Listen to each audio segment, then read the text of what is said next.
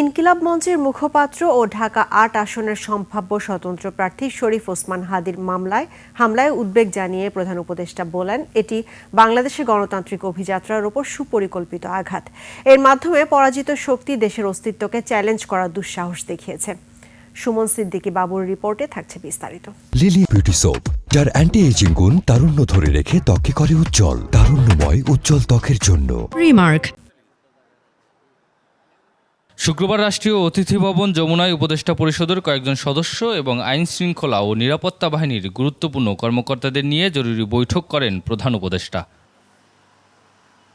বৈঠকে প্রধান উপদেষ্টা বলেন, শরীফ ওসমান হাদির হামলা অন্তর্বর্তীকালীন সরকারের মেয়াদকালে অন্যতম উদ্বেগজনক ঘটনা। এই হামলা বাংলাদেশের গণতান্ত্রিক অভিযাত্রার উপর সুপরিকল্পিত আঘাত। এর মাধ্যমে পরাজিত শক্তি দেশের অস্তিত্বকে চ্যালেঞ্জ করার দুঃসাহস দেখিয়েছে।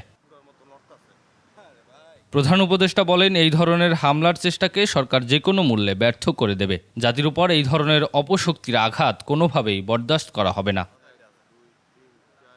এই হামলার মধ্য দিয়ে সংসদ নির্বাচন ও গণভোটকে বানচাল করার ষড়যন্ত্র করা হচ্ছে জানিয়ে প্রধান উপদেষ্টা বলেন, কোনো অবস্থাতেই এই ধরনের ষড়যন্ত্রকে সফল হতে দেয়া হবে না। কোনো শক্তি আগামী নির্বাচনকে বানচাল করতে পারবে না। তিনি বলেন, জনগণকে সাথে নিয়ে সম্মিলিত শক্তি দিয়ে জাতির জন্য একটি শান্তিপূর্ণ নির্বাচন নিশ্চিত করা হবে। অবৈধ অস্ত্র উদ্ধার ও সম্ভাব্য যেসব স্থানে অপরাধীরা লুকিয়ে থাকতে পারে সেখানে অভিযান জোরদারের সিদ্ধান্ত হয় বৈঠকে। জানানো হয়, পরিস্থিতি নিয়ে শীঘ্রই প্রধান রাজনৈতিক ব্যক্তিদের সাথে আলোচনা করা হবে।